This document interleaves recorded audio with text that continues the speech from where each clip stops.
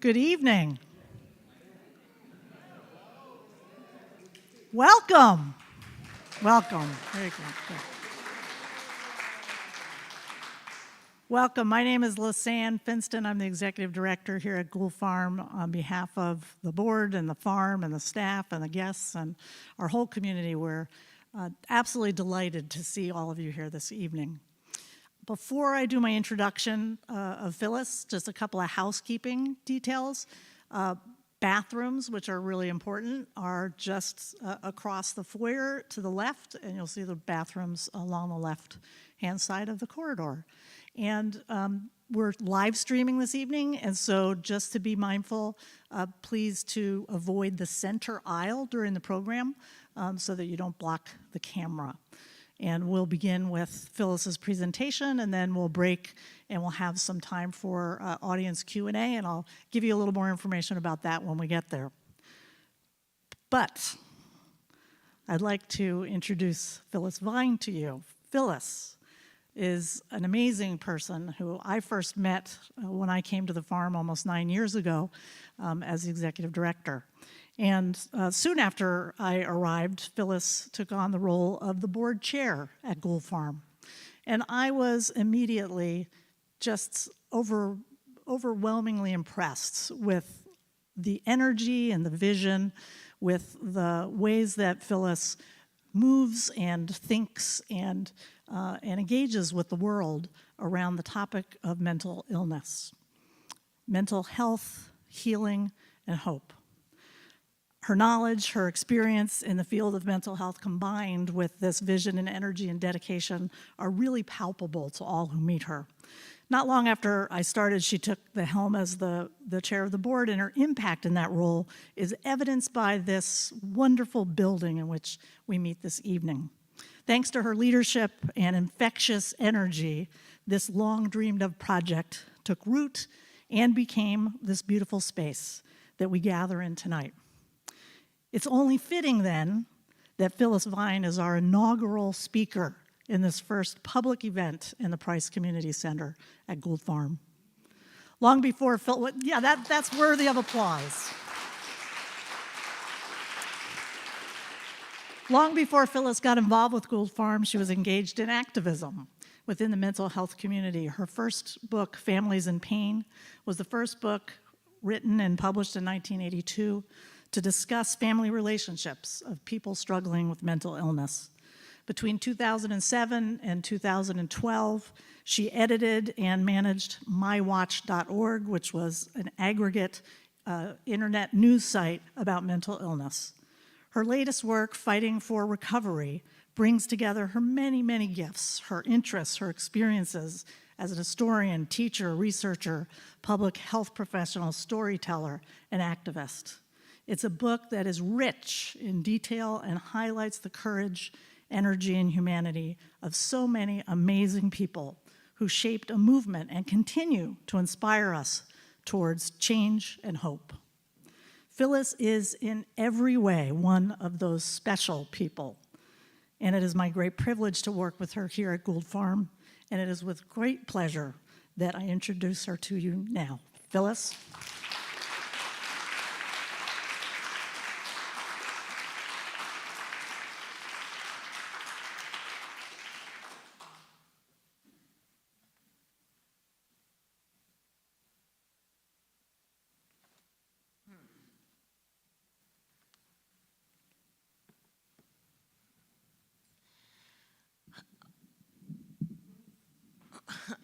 I'm touched and overwhelmed, and I thank you.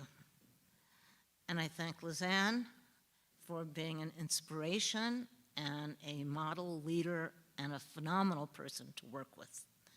And I thank the staff who put themselves into this role every day in every way, 7 days a week, probably 8 days a week, but without hesitation. They are here, and they are here for what I firmly believe is the best treatment program for helping people recover and resume a life that was paused by struggling with the symptoms of a mental illness. And so I thank you all, and it is just a thrill to be standing here in the Price Community Center, which represents the generosity and the spirit of so many people who are friends of Gould Farm, who wanted to see us have this amazing activity center for everybody, not just on special occasions, but every day in every way to maintain healing and promote recovery. So to say that I am honored and touched to be here is really an understatement.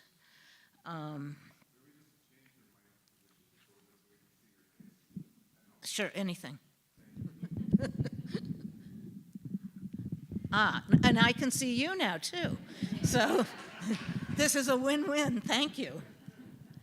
So I want to thank all of my friends and colleagues and associates, guests, staff, and members of the Gould Farm community for coming. Also want to thank people who are streaming this, family in California, in Wisconsin, and Illinois, and some friends in New York, and even in New Marlboro. So it's really great. I am very appreciative of your support for doing this. The opportunity to speak about fighting for recovery is very special to me. This book has consumed my life for many years, and many of you have heard about different parts of it and have welcomed some conversation about it. And I want to thank my husband, Gary, who has witnessed many of those, probably all of them. Probably he could be doing this right now, but I'm not going to let him. The title, Fighting for Recovery, is really, I think, the spirit of the book, of the people who are there, who comprise the pages and the stories here. But I just want to start by saying how unique Gould Farm is. Now, I know most of you know that, but for those of you who are streaming in, or for those of you who are new here, tonight may be your first visit, I want to just start off a few minutes by talking about Gould Farm's unique role in understanding recovery long before it was a common phrase in the mental health field. In fact, part of the reason that Gould Farm was able to provide the leadership it has, or provide the model that it has for recovery, dates from its original purpose. And that was not as a mental health treatment program.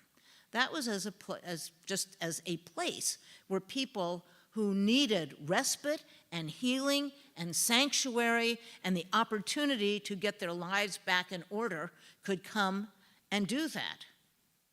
They did that in the process of engaging with the community, and the vessel for that rehabilitation or that recovery for them was their relationship to work through the community. I'm talking about a long time ago, long before the mental health license was granted to Gould Farm in 2007, which is something that Lizanne just told me the other day. But I want to read from just the charter, which describes Gould Farm in such a way that I think characterizes the profile of what recovery and rehab look like, and perhaps should look like elsewhere. It says, the purpose is to develop and perpetuate the work generally known as Gould Farm in accordance with the ideals of its founder, Will Gould. I'm adding that. We know that, but that's not written. To develop a community devoted to social service, which community shall be controlled by the principle of disinterested cooperation both among its members and in its practical relations with the world at large, and shall at the time be as nearly as possible self-supporting. Beneficiaries may be drawn from all walks of life, of any race or creed, Participants shall contribute according to their ability toward the cost of maintenance. Assistance may also be provided to persons who are not living within the Gould Farm community. To educate and develop individuals for productive and independent living, this is item 2, and independent living, to support and foster individual growth through such further means as work and community life, securing for the beneficiaries a greater degree of physical, mental, and spiritual well-being. Now, you might notice there's nothing in here about their medical needs, about the deficits that brought them into a need for respite or for rehab. There is nothing that establishes the hierarchy of the conventional treatment programs that might otherwise have been their instrument for treatment. I think this is really important because Gould Farm never had to fight against a dominant medical model to be what it is. It had from the very beginning a person-centered orientation, not a preconceived ideal for what recovery is. It had the phrase, people should contribute according to their ability. It individualized, it personified, and therein was one of its strengths. And I think that that's really something that we are going to find is more characteristic of the values of a recovery movement today, and that is the person-centered, individual, ability, strength-based opportunities. And we see it right here. It's in the origin of Gould Farm, and it is something that has been carried through, I think, quite successfully in the decades that people have been coming to Gould Farm for help as they seek to return and to resume a life that will grant them the pleasures and the values that they want. So thinking about Gould Farm, thinking about the work that brought me to writing this book, I want to start by just the simple explanation of why I wrote this book, how I was never expecting really to write another book about mental health after Families in Pain, but then how this happened into my life. And it was as a result of working on my watch, which Lizanne mentioned, and aggregating a lot of news and interviewing a lot of people and speaking to them in the process of preparing this online site for distribution. And I was interviewing so many people for so many stories and editing so much that was coming in that I began to be aware of the whole recovery movement in a way that I never was as an academic, as somebody who had worked at Columbia's Department of Epidemiology. I was aware of all of the models, and I was aware of the dicta, but I wasn't aware of the recovery movement. But over time, as I would go to conferences and I would cover events, I would see people standing outside protesting. They were protesting the use of force in medical centers. They were protesting involuntary treatments that they had experienced. They were protesting the harshness of psychiatry. And yes, they were absolutely opposed to psychiatric interventions in their lives. And I started talking to people who were protesting and asking them what their stories were. What brought you here? What are you hoping to accomplish here? And it was in that process that I learned that there was a recovery movement. But I wasn't doing anything with it other than my watch. And then one day I was in conversation with some colleagues, and we were talking about something entirely different. And one of them said, oh, you know, you should write a book about that. And I said, I don't know, it just tumbled out of my mouth, which clearly I don't have trouble letting words tumble out. I said, I don't want to write a book about that. What I really want to write about is the people, the activists, the grassroots activists who led the recovery movement. I said, oh, now where did that idea come from? And they agreed that that was a good idea. In fact, they agreed that it was probably a better idea than the one that they suggested. And that's really how I got interested in this as a book, because as I say, I never really expected to write another book about mental illness. I had written Families in Pain, and then I had written something about a race riot in Detroit in 1925, but that was not the iteration of this particular project. So here I am working on this book and interviewing some of the very same people I had been speaking to about my watch, people about whom I was going to write a profile. And at a certain point in time, I realized I couldn't do both. I couldn't do my watch and this. And then something else happened, which I had absolutely no control over and still don't, and that was social media. And I had a choice. Was I going to learn and command social media at the same time I was doing content? And I realized that I couldn't do that. And so I had to make a choice. How did I want to divide my life, my writing, my professional future? Was it going to be learning social media so that I could bring my watch into the next century's accomplishments, or was it going to be working on this book idea that I just sort of announced? And I quit the day job. It wasn't exactly a job. Well, it was a job, but I was underpaid. So I let that go, and I started tunneling all of my energy into writing this particular book, because I had some of both the interest and the contacts and the people that I had already been following and tracking and discovered opened up doors I didn't even know were closed, and it was a phenomenal experience. So what did I learn from this process of speaking to so many people? And it wasn't just that I was speaking to activists, although I did, and I thought that they carried the day, and you'll hear more about that in a minute. But what I discovered, that's a cliffhanger.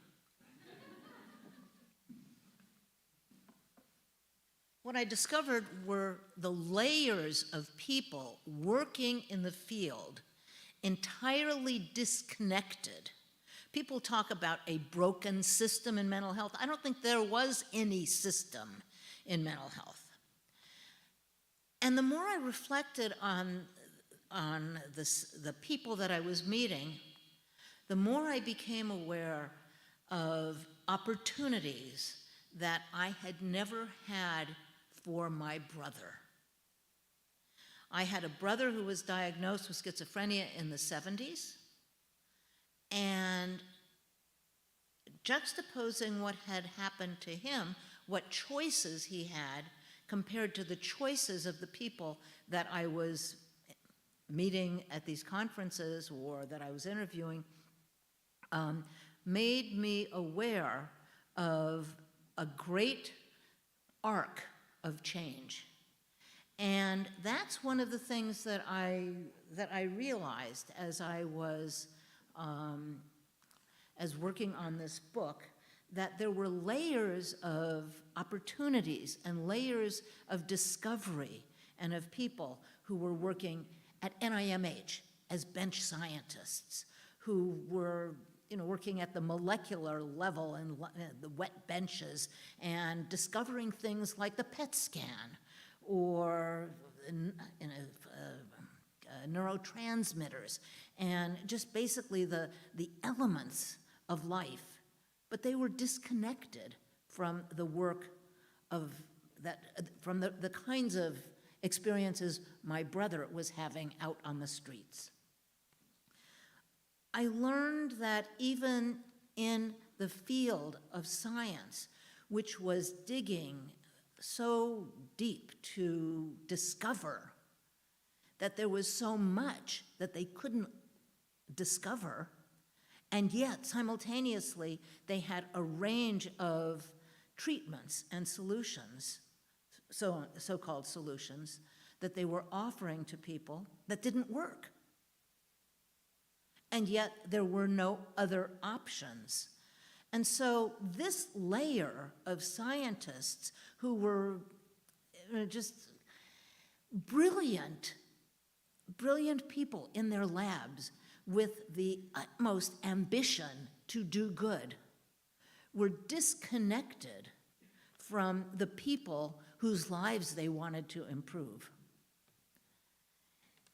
And that was a surprise to me.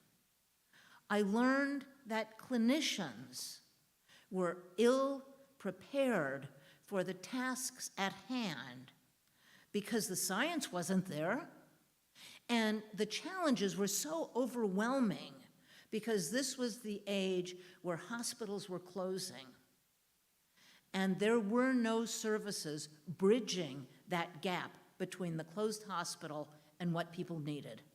And we tend to use the word deinstitutionalization, but we could also just use the word failed community resources, because that indeed is what there were, failed community resources. And then I learned about people who said, well, we're going to fix those community resources. They don't need to be failed. And there was this pocket, and they were almost hiding in plain sight. People at NIMH who were funding demonstration grants, showing success. And one of the things that I learned as a result of that was how many unique opportunities there were that nobody knew about except for the people who were funding them in this large matrix of a government. So what I also learned at that point was how mental health is really political. That just as John Fitzgerald Kennedy, 3 weeks before he was assassinated, could propose and sign into law the Community Mental Health Act in 1963, an act that promised to put resources in communities. 1,600 of them would have community mental health centers. Just as the enthusiasm for this was at its apex, a new president had different priorities, and mental health wasn't one of them. Social services were not one of them. There was a war in Southeast Asia that he wanted to fund. And as a result of that, the money that should have gone into the community mental health centers, which was congressionally approved and presidentially endorsed, that money dwindled. It trickled. It did not do the job. Roughly a third of the 1,600 centers were ever opened. And what was really interesting to me about this was that Kennedy's vision was to bypass the existing state hospitals, which were gobbling up all of the resources. And the Community Mental Health Centers Act was a building of edifices, new structures, bricks and mortar community centers that bypassed state authority. Now, talk about clever. That was really a brilliant way of starving the hospital systems, because it was the states that mattered in hospitals. I also learned that there is no national policy because everything is state-directed and everything is local, and as it should be. Because if you're having a mental health crisis, if you're having a health crisis in your community, you don't want to go to Washington for a resolution. You want to call your local telephone number. Used to be 911. It's now 988. So all of these things were opening up, ideas to me about where some of the problems were. And then one of the things I learned was the grassroots activists, the people that I was meeting on the streets demonstrating, had proposed solutions, but they were not in conversation with the power brokers. And the solutions that they were proposing were diametrically opposed to what they had experienced in hospitals. So what did they experience in hospitals? They experienced a hierarchical relationship with their treatment providers. They had to be compliant or they were punished. And what was the punishment? Well, if the non-compliance, quote unquote, was not taking medicines, they were often held down or sheeted or given injections. Unwanted treatments included things like ECT, dozens of them, to the point that people's memories were lost. And they were not, this was in an age before it was routine to provide tranquilizing medicines before the ECT or help people get through the process. And so you had you had 4, 6, or 8 people holding somebody down. Tongue depressors were not used. There were broken jaws and broken bones and broken teeth. And it was thought that this was essential. This sense of force robbed people of dignity, of autonomy, of voice, and of choice. People who were forced to take medication or for whom medication was forced upon them walked around as zombies. And hospitals were 2, 3, 4 times larger than they were planned for. So you had a horrible situation that bred discontent and bred antipathy to a medical and psychiatric establishment. One of the interesting parts of the story, I think, is that many of the people who were receiving therapy and group therapy and meeting one another on the wards became the activists outside who had social connections. So they were able to carry those relationships into the outside world and create a network called the Mental Patients Liberation Movement, or the Mental Patients Liberation Network. And in the late 1960s, early 1970s, these networks, these movements,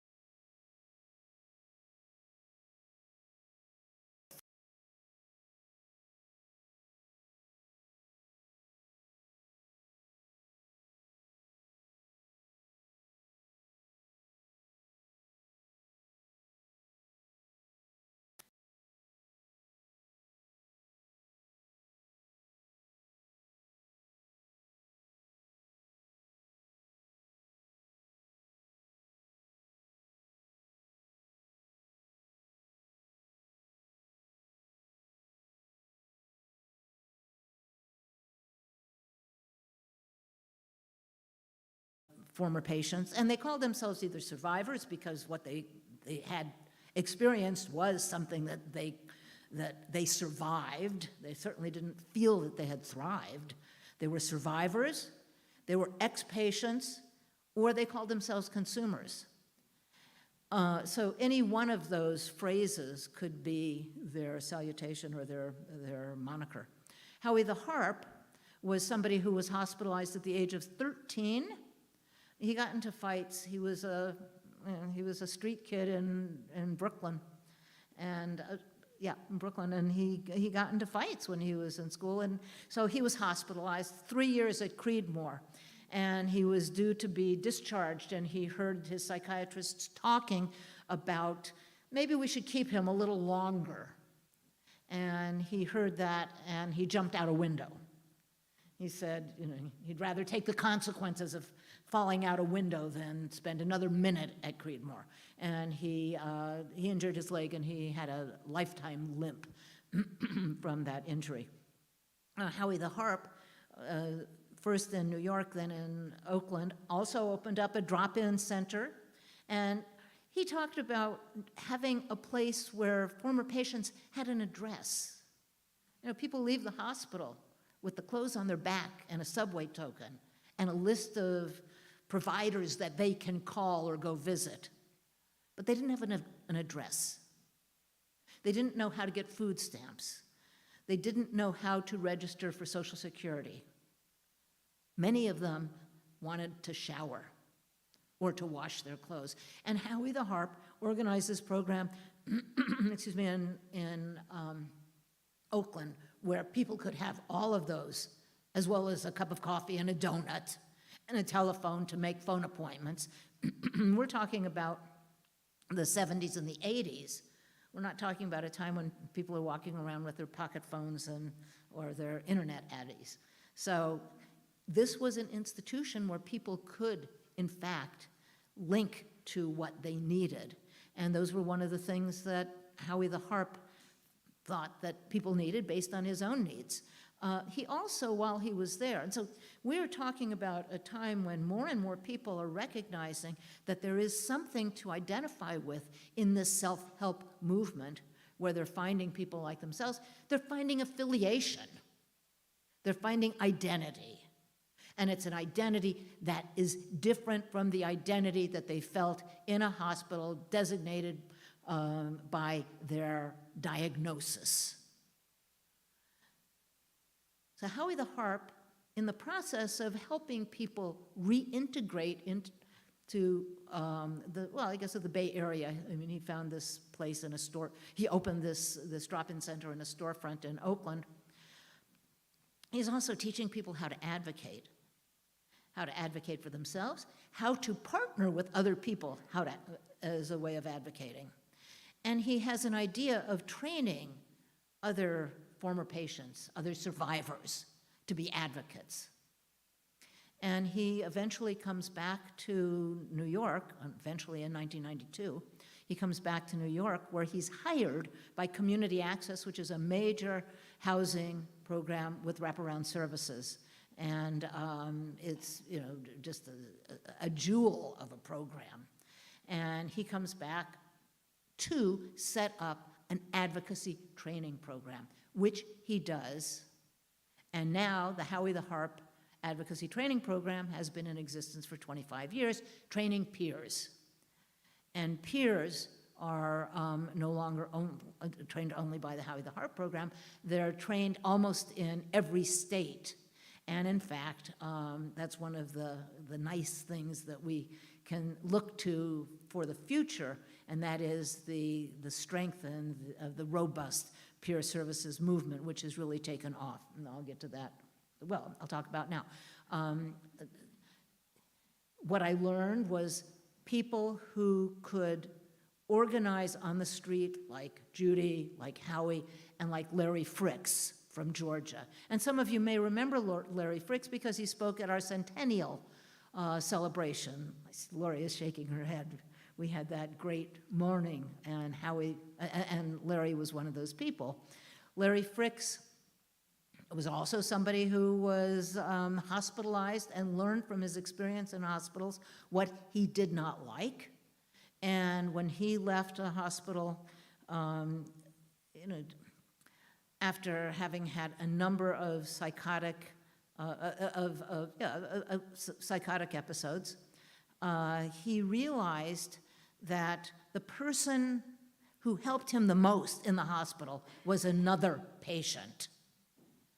He had gone to the hospital for bipolar disorder. He had had a lot of manic episodes, and they had wanted him to take lithium, and he said, no, no, no, no, he didn't want lithium.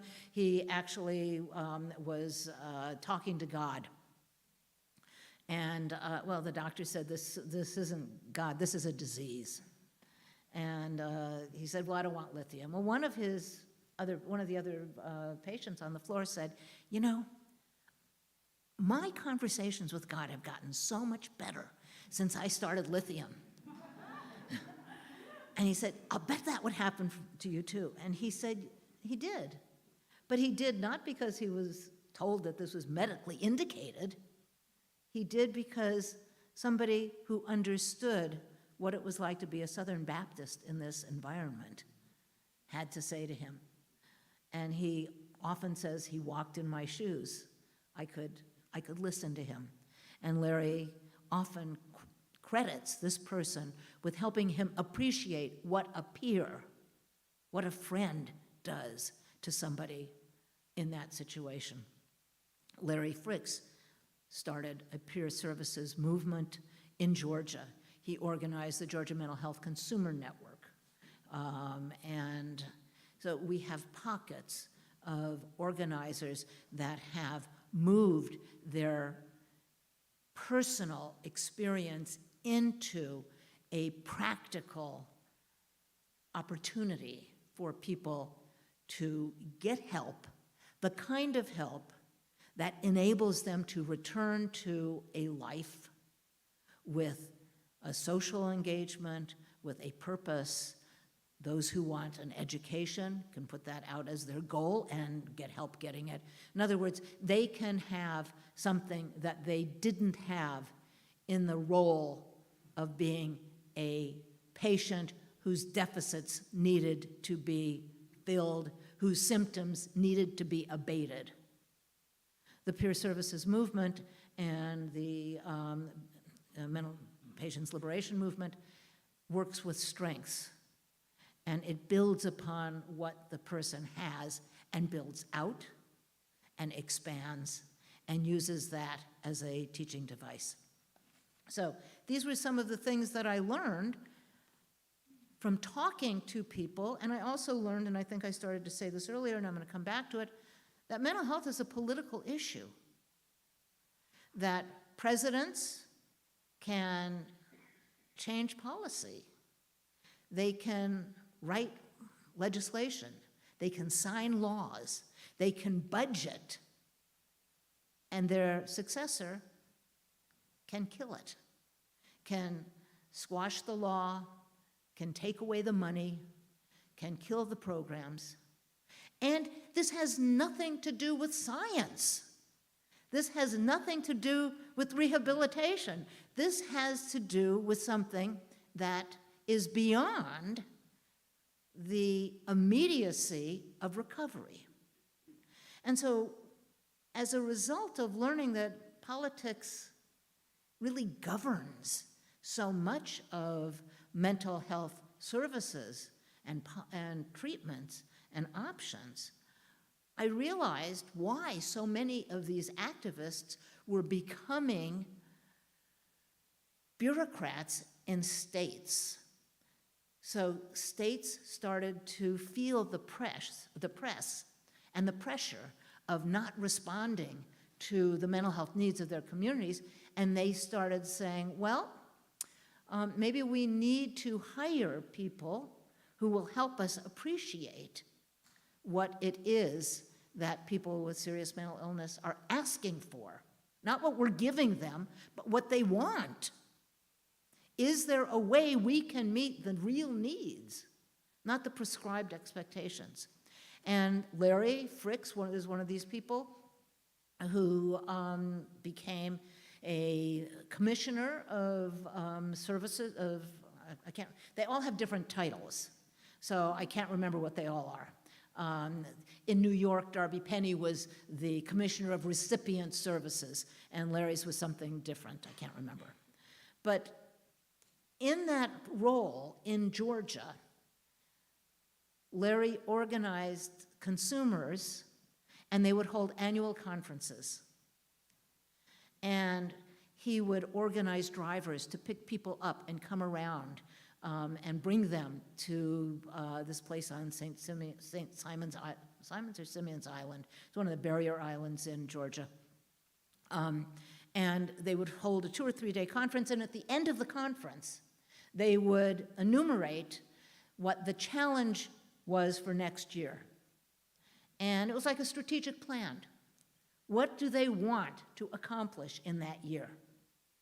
And they would reach consensus about them, and the first 5 were then the political objectives that he would return to the state of Georgia with. These are what we want.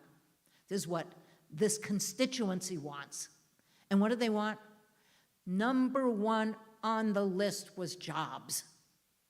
And Larry, who I've heard speak many times, he had a standard laugh line, and he would say, "We wanted jobs." And he would say, never on that list of 5 was more medication, more therapy, more contact with psychiatry. It was a good laugh line there. But it was true. And so when there was a question about expanding a peer workforce, and there was an opportunity to match that with employment, the state of Georgia wrote Medicaid reimbursement for peer services wrote reimbursement for peer services into their Medicaid contract. And why could they justify this? Because they knew it was therapeutic. And there was literature proving this in the 90s in 1999 is when the state of Georgia, when Medicaid allowed the state of Georgia to include reimbursement for peer services. And now I believe if it's not in all 50 states, it's pretty close. It's either 46 or 48 of the states now reimburse for peer services. And that's a combination of political change, but it's also on the shoulders and as a result of the organization, the grassroots organization of survivors, consumers, ex-patients in that community who made a difference. Another thing that this group of people did in Georgia was discover, they went back to Milledgeville, which housed the Georgia State Hospital, which was a hospital that antedated the Civil War, had its own zip code, its own mortuary, its own hospital. It had 13,000 people at its peak. It was right. It was really grim. And there happened to be a meeting at the hospital center, and there were members of this organization, the Georgia Mental Health Consumer Network, which had grown out of these conferences, these meetings. And somebody saw something glinting off on a slope and went over to explore it and discovered that it was a mound of discarded, numbered grave sites. And it was learned that the graves of the people who died there, and most people did die there, very few returned home, were, in order to, for confidentiality reasons, they were not given gravestones, headstones, they were given numbered metal sticks. And there was no record of who was in which of these now not numbered grave sites. And the sites were organized by gender and by race. And so there were 4 sites, each of which started with the number one, and went up to however many people, but there were no identifying marks on the graves. They were the landscapers, the gardeners, whoever was mowing the place just, would drive by, pick up the gravestones, or pick up the markers and toss them over into this pile. Well, this created a real scandal in Georgia, and it created an outrage nationwide in the community of former patients who were now activists. And so here in Massachusetts, I think it was Pat Deacon who discovered was it Danbury? The hospital that had a similar, it didn't have as many, didn't have thousands, but it had a similar policy, as did hospitals all over the country. In Minneapolis and in Oregon, there were just, people realized that this was something they had to do. It was an act of social justice to reclaim these people's, to give names to the people who were still left unidentified in these grave sites and whose metal markers had rusted or bent or were no longer relevant to the task. And so this is another one of those movements that the activists really drove. So one of the things I learned was how grassroots organizing can make a big change. And the talent that had been discarded in the process of diagnosis, in the process of presuming that there was a system that could help people, that was really a system to control and contain and warehouse people, was something that captured my attention and touched me deeply. These were people who were trained leaders by the virtue of their survival in really subhuman institutions, and they took those values and those skills and they applied them elsewhere. Some of the activists who I was most touched by were people who could work across systems. Larry was one of them. Howie was one of them. And some of the systems that they worked across were family systems. And out in California, there was a group of people who spearheaded a political change to authorize a new kind of treatment program. Only started as a demonstration project, and it still exists as a demonstration project, but the successes of the project of the Village in Long Beach, California, have become a model for other treatment priorities in California. And a man named Dan Weisberg, who was the parent of a young man who was attending college. He was at Harvard when the dean called his family in 1980 and said, "Can't do anything with him, you better come pick him up." And so Dan and his wife flew to Boston. They lived in Toluca Lake, California. They flew to Boston to pick him up, and David was his name. David kept flunking out of all of these treatment programs. I mean, flunking out, he got ejected because he did not fit the model of the person they best served. And Dan said, well, that's the wrong way of working it. You should find out what he needs, not whether he fits this program or not. And so Dan Weisberg, who was a very accomplished producer of children's television, he was Captain Kangaroo, was one of his accomplishments. He said, this is not acceptable. They had to build a program that was person-centered And his son was going to be a beneficiary of something like that. And he, once again, organized other families. He went to the governor, lieutenant governor actually, and through the offices of another mother, they created this opportunity to build demonstration programs to test whether, if they had the right modality, they could in fact help people. And in fact, that's what the village in I'm just checking time, in Long Beach did.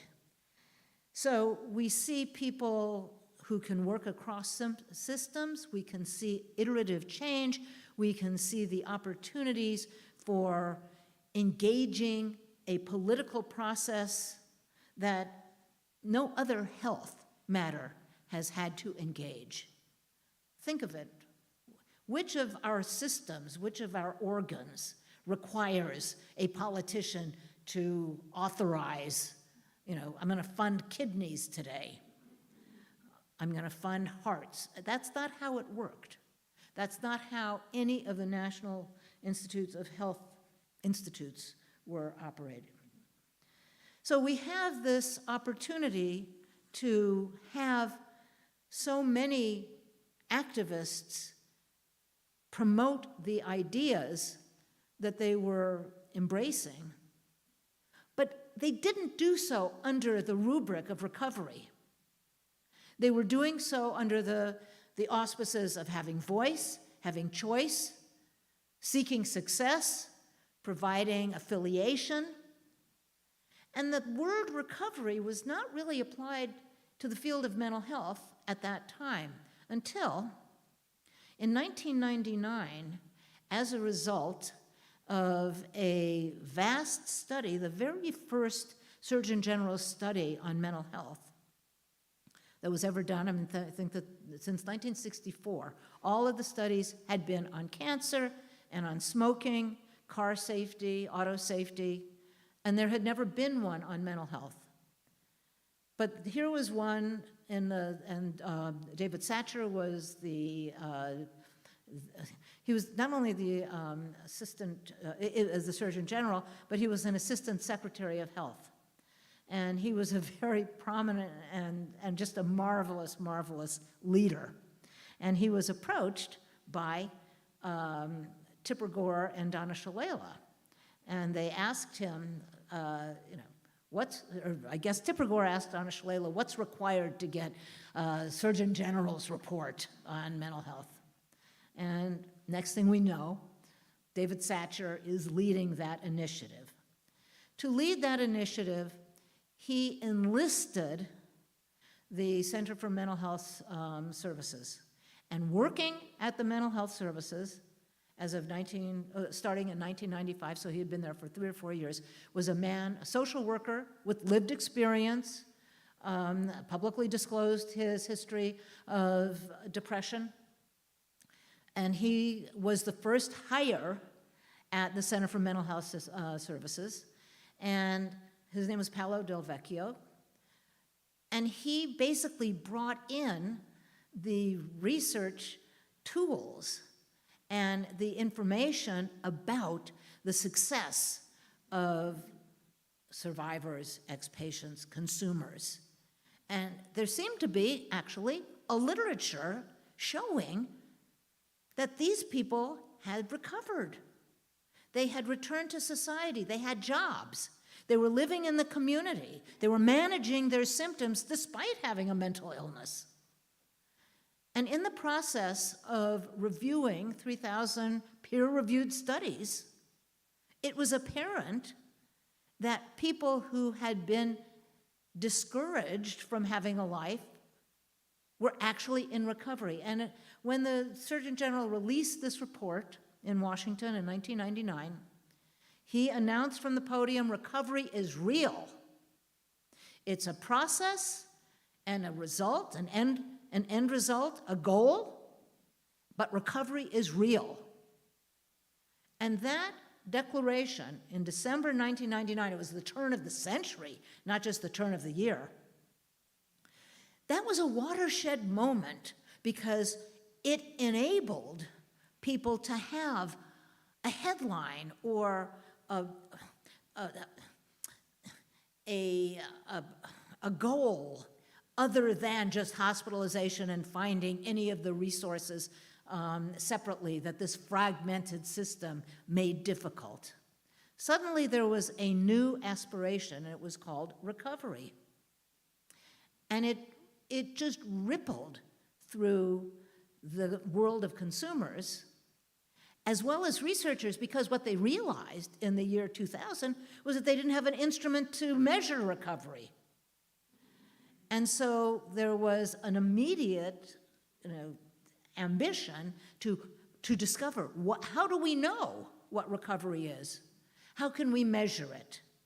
And how can we get funded for this and prove this was the outcome? Well, we still do not have adequate measures of recovery. We still have more measures of lots of other things, but there's still a lot of work being done on measuring what recovery is, in part because measures of recovery require the collaboration of people in recovery.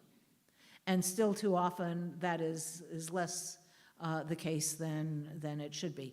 So the idea of recovery is about 20 years old. And it replaced an idea of chronicity that was well over 100 years old, that dated from the 19th century, a man called, I never get it, pronounce it correctly, Kraepelin, Kraepelin, who coined dementia praecox. And his research methods were tautological, and he only looked at people in the hospital who never left. And he said, oh, they all have schizophrenia, and therefore schizophrenia only results in a non-recovered existence in the hospital. And so that cycle was set at the turn of the previous century. So when Satcher announces recovery is real, it's not only a watershed, but it's explosive. We know from the Institute of Medicine, as well as from other people who have looked at the process of change, what happens when a paradigm is altered, that it takes a good 20 to 25 years for the principles to reach a practical application. Well, that puts us about the time that we should be seeing recovery measures, recovery conversations, recovery programs all over. But we're not. We still have obstacles, and we have a different goal and a clear-cut one, but we have lots of obstacles to overcome. And some of those obstacles, I'll just mention a couple of them and then see if we can move into some conversation. Some of the obstacles have to do with the fact that mental health policy has always been marginal, in part because it has been politicized or political. It has been marginal. Even within medicine, it has been marginal. A lot of doctors never thought that psychiatrists were real doctors. And some of that had to do with the influx of psychoanalysis. And in 1980, the effort to kind of medicalize, pathologize symptoms was manifest in the publication of the DSM-3, which really was a major transformation of psychiatry, but one that basically drove psychiatry into biological science in a way that altered and minimized the emphasis on dynamic growth and social relationships that were so essential in A, psychology, and B, psychoanalysis. An obstacle to expediting recovery has been the criminalization of mental illness and mental health. And we see that today. I think that there are something like about 7,000 7,000 prisons that are filled, or 40% of which are filled by people with mental health needs. And we see the obstacles in terms of the fragmentation the competition within service providers, because the funding for this has been so grossly reduced. We see the obstacles in terms of even the official policy around reimbursement rates from the government. Medicaid and Medicare are grossly discriminated against. And so we begin to see how the systemic obstacles have slowed what we know is possible with recovery. Recovery which is often found not in the medical appointment of mental illness, but in the social relationships within institutions serving people who have a serious mental illness, institutions or organizations like Gould Farm, for sure. So these are some of the obstacles that we have to overcome in order to build recovery into the existing institutions. And I think that the best way to overcome them is to use the grassroots imperatives that we have seen so effective in other environments. I just want to end with a couple of anecdotes about how effective that can be. Lori Flynn, who was one of the early leaders of the National Alliance on Mental Illness, came to her job in 1980, and she couldn't get an appointment with the newly named head of NIMH. So she asked, she called 3 or 4 times, and the secretary just was not biting to say, well, he'll be able to see you on this date. She said, well, send me a list of his speaking engagements so I know where he'll be appearing. Now, her goal was to turn the NIMH into a biological research organization. She was very successful in doing this a few years later. But what she did was she got the list of where everybody was appearing, and then she contacted the local agencies and she said, send people to this lecture. And then she told them, sit in the front row. And as soon as he's done speaking, shoot up your hand, and he can't help but see you, and ask the question, what are you going to be doing about research in schizophrenia? And so by the time she met him, he knew what she was going to ask, and he had an answer for her. It seems to me from a number of conversations I've had with people who are working on the expansion of services that are people-friendly, that are people-first services, that a similar tactic is being recommended. So with mental health, if one looks at the fragmentation of where mental health needs arise, there's schools, there's community, there's faith-based experiences, there's employment, there's unions, there's even treatment programs. And it's been suggested that when politicians have their return during their vacations from, or not vacations, when Congress is no longer in session, they return home and they have meetings in their local communities. It's been recommended that people raise their hand and say, what are you doing to promote recovery-based services? And it's not a bad idea. I've not seen it operating yet, but it is something that has emerged in that I've become aware of in the last 6 weeks that I've been speaking with different groups.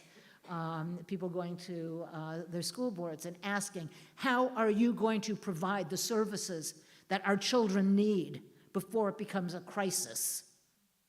It's one thing to have a crisis-oriented service like 988, which is segregating or separating from law enforcement as first responders and creating mental health experienced people to become first responders, including peers. But by the time we get to a crisis, we have missed a lot of opportunities to intervene, to prevent a crisis, starting with schools. So the idea that we can become those ambassadors in our local communities to connect to these institutions that have the opportunity to engage and employ a recovery-oriented solution to challenges that youngsters are having before it becomes a crisis. Those are some of the tools that I've been hearing about as opportunities for turning around what we know works, but not employing it or implementing it in the way we could. I just want to close by saying that Tom Insel's book, Healing, identifies mental illness as a medical problem, but he says its solution is social relationships. So I think that if somebody like Tom Insel, who was head of NIMH, a prime researcher, can forward the idea of using social, non-medical opportunities for treatment, I think that that's something that we all can pay attention to. Can I ask for any questions, comments, thoughts? Because I could go on forever. We don't want that. So here's time for a couple of questions. And if you have a question, come on up to this microphone so everybody can hear you.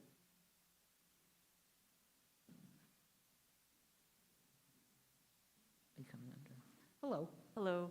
I've had multiple friends go to psych wards, and I've heard that a big problem is still like a lack of autonomy and like involuntary treatment and things like that. How has that changed since what you were describing in the 80s, which I know was a lot worse, but how has that changed, and how do you suggest that it continues to change so that it can sort of benefit the people that need it a lot more than it currently is now?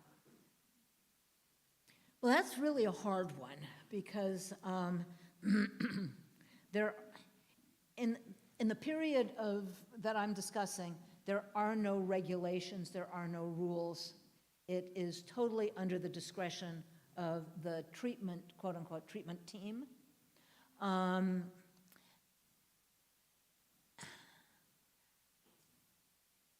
think there is less forced treatment now than there was, and there is definitely, that is the insult to patient autonomy and voice and choice. There are some laws that prevent abuse, but I don't know I don't know how often they are brought into bear on a situation. And I do know that there is a whole realm of disability rights lawyers who can be contacted to figure out exactly what the restrictions are and whether they were violated in any situation. Because once again, that's a kind of enforcement situation. I don't know whether third party continues to pay for things like ECT or seclusion and restraint. Does anybody here know that? Yeah. Gary, you want to tell us? Well, their ECT is still done for severe depression, okay? But it's minority of patients, and it's done with surgical setting, okay? There are other ideas, like respite care. Yeah, well, that's a yes, for sure. But this question comes from, I'm guessing, a hospital situation. So you're asking about what feels like an abuse in that clinical situation. Now, there are, what Gary was mentioning is there are alternatives to hospitals, and I didn't even get into those, but there is a whole movement for respite care, and that kind of grows out of the drop-in center self-care principle that Judi Chamberlin was talking about in the 70s. And respite has grown substantially. Once again, it's state by state, locale by locale, but, and it's, talk about insurance. Insurance realizes that respite is a better option. It's not only a cheaper option, but it's got better long-term benefits. But I'm not sure that that's what where you were focusing. Would you recommend respite care over hospitalization? That's an interesting question. Most respites are peer-operated, non-medical situations where the healing, where the experience of being well taken care of in a non-invasive, without force situation, more like a home-like, relaxed environment, has proven very successful in bypassing and deflecting hospitalizations. And often hospitalization is the requirement of any institution which has a medical emergency room. If somebody goes into a hospital's emergency room, that hospital, that emergency department must find them a bed, an inpatient bed. Respite does not respite is a non-medical choice. There are some options that are emerging with a program called EMPATH, E-M-P-A-T-H, comes out of California, where an emergency room psychiatrist was disgusted by the requirement to hospitalize everybody and created a respite-like alternative attached to the hospital. So there are a few respites that are attached to hospitals, not many, but they're, the likelihood of somebody going to a hospital from a respite is very small. And the benefits of not having a hospitalization, especially if a hospitalization re-traumatizes somebody and forces the backstep in the recovery process, then a respite is far preferable to a lot of people for that reason. So, and respites come in all shapes and sizes. Some are 24 hours, and some are up to 30 days. And the respite option is one that is more likely to happen with the new 988 crisis line telephone number, although respite options are often attached to the arrangements that a 911 CIT, crisis intervention team, can coordinate. So it becomes a tricky thing, but one of the interesting things I think about crisis mobilization teams that are not filled by police and law enforcement as first responders is that they're realizing how few of the people they help on the streets need hospitalization.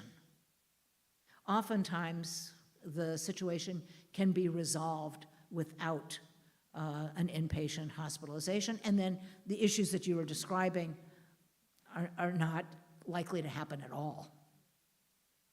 Thank you very much. I really appreciate it. Thank you. We have time for one more quick question.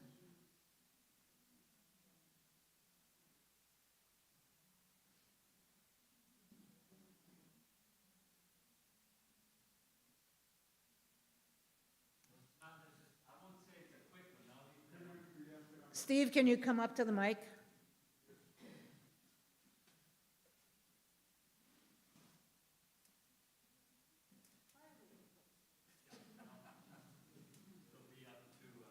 Phyllis and I to make it quick. So, thank you very much for your presentation. That was amazing and inspirational. I'm thinking, just looking around the room and knowing some of the people here and thinking of the ARTA group. And I have the concept that we ourselves are somewhat inner-focused, at least certainly I am here at Gould Farm. Getting up in the morning, getting through the day, going to bed at night, that's about what we do. And we do it, we think we do it well. I'm assuming we do. But then I'm thinking of this grassroots movement you're talking about. What could ARTA do? Like if ARTA itself had more outreach, what influence, what resources could we bring to engage that grassroots movement? Does that make sense? To be more outward focused, Yeah. at the same time that we ourselves, our job is somewhat inner focused. Right. I mean, I think that what you're identifying is the need to basically connect and engage internally at the same time that you benefit from some kind of an outreach or an external presence, right? And those are not oppositional. There are a lot of things to be learned by connecting to either the National Association of Peer Services or the Psychiatric Rehabilitation Service conferences, or all of these other places where some of that cross-fertilization can take place, and then the benefits of it can be returned to ARTA. I mean, so it can be a synergistic process. Thank you, Phyllis. Thank you. Thank you.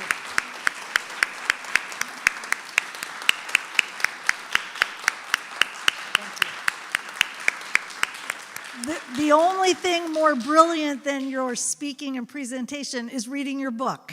It really is an amazing read. And so Phyllis will be in the back. If you have a book you'd like for Phyllis to sign, she'll be signing books. And just to say that, Steve, we do a lot more at Gould Farm than just wake up and then go to bed. So we also bake amazing cookies and make amazing apple cider. So we invite you to enjoy those wonderful treats because we do a lot here at Gould Farm from morning till night. Yeah. And again, what a gift, Phyllis, to hear your presentation, to spend some time with you this evening, and to be able to do that in this space, and to bless all of us into this sense of community and connection to a movement that has been so important for so many, and the inspiration I think we all carry with us, and many thanks of that goes to you. Thank you. Yeah. All right, have a good night, everybody.